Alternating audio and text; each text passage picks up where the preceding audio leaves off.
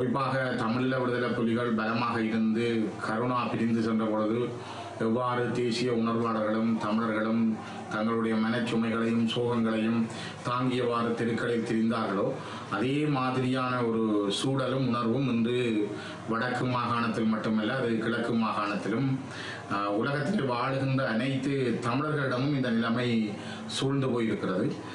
2 அமைச்சர்கள் மீது குற்றங்கள் சுமத்தப்பட்டது. ஒரு அமைச்சர் மீது நிதி குற்றங்கள், நிதி கையாடல்கள் தொடர்பான குற்றங்கள் சுமத்தப்பட்டிருக்கிறது. இன்னொரு அமைச்சர் மீது அதிகாரங்களை அவர் மேலதிகமாக பயன்படுத்தி கொண்டார் என்ற குற்றம் மட்டுமே அவர் மீது சுமத்தப்பட்டிருக்கிறது. இது எங்களுடைய மக்களுக்கு தெரிந்த விடயங்கள் அல்ல.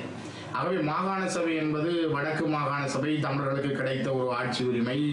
அது ஏதோ பெரிய விடயங்களை தரும் என்று எதிர்பார்த்திருக்கிற மக்களிடம் முதலமைச்சருக்கு எதிரான விடயங்களும் முதலமைச்சர் ஒரு கட்சிக்கு எதிராக கொண்டு வருகிற விடயங்களும் பலத்த வாத பிரதிவாதங்களை தந்திருக்கிறது. குறிப்பாக அண்மைய நாட்களிலே முதலமைச்சர் தமிழ் தேசிய கூட்டமைப்பில் இருக்கின்ற 3 கட்சிகளோடு பேசியிருக்கிறார். 4வது கட்சியோடு அவர் அதிலும் அந்த கூட்டமைப்புக்குள் இருக்கிற பலம் வாய்ந்த கட்சியோடு அவர் பேசவில்லை என்கிறது ஒரு பாரிய குறைபாடாகவும் அது கட்சி சார்ந்தவர்களால் பொதுவான கொள்கையாளர்களால் அது ஒரு குறைபாடாக பார்க்கப்படுகின்றது. ஆனால் அதே நேரத்தில் 2 அமைச்சர்களுக்கு கட்டாய விடுப்பு என்ற செய்தி கூட அவசரப்பட்டு எடுக்கப்பட்ட ஒரு முடிவாகவே பார்க்கப்படுகிறது. அதனை வேறு விதமாக அவர் கையாண்டிருக்கலாம் அல்லது அதற்குரிய பல தந்திரோபாய வழிமுறைகள் இருக்கின்றன. அந்த முறைகளை அவர் மிக தெளிவாக மெதுவாக கையாண்டிருக்கக்கூடும். ஆனால் அவர் எடுத்த முடிவு தமிழரசு கட்சி சார்ந்தவர்களை ஒரு கொதிப்பு நிலைக்கு உண்டாக்கியிருக்கிறது. அது தவிர்க்கப்பட முடியாததும் கூட.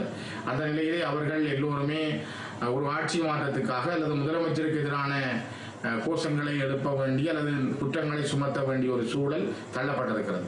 அவ்வாறான ஒரு நிலையில் தான் அவர்கள் நேற்றைய தினம் வடக்கு மாகாண ஆளுநரிடம் தங்களுடைய பெரும்பான்மையை நிரூபிப்பதற்கான ஒரு தங்களுடைய கருத்து கடிதங்களை எல்லோருமாக சேர்ந்து ஆளுநரிடம் கையளித்திருந்தார்கள்.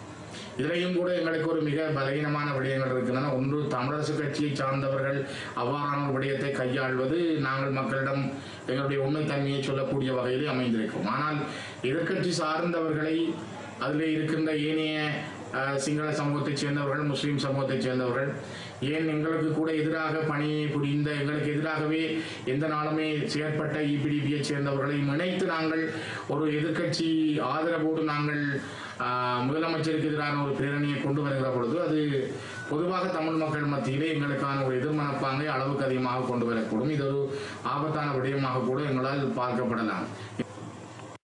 ஒரு முடிவு எட்டப்படுகிற பொழுது பிரச்சனைக்கான ஒரு தீர்வுகள் இது இந்த விடயங்களிலே பேசப்பட்ட விடயங்கள், அமைச்சர்களுடைய நீக்கங்கள், அமைச்சர்களுக்கான வழங்கப்பட்ட லீவுகள், இந்த விடயங்களிலே முதலமைச்சர் ஒரு முடிவுக்கு தான் வருவாராக இருந்தால் நான் நினைக்கிறேன் ஆளுநரிடம் கையளிக்கப்பட்ட அந்த பிரேரணைகள் அது அந்த கட்சி சார்ந்த உறுப்பினர்களால் பின்வாங்கப்படுவதற்கு அல்லது மீளப்பெறப்படுவதற்கான வாய்ப்புகள் அதிகமாகவே இருக்கின்றன.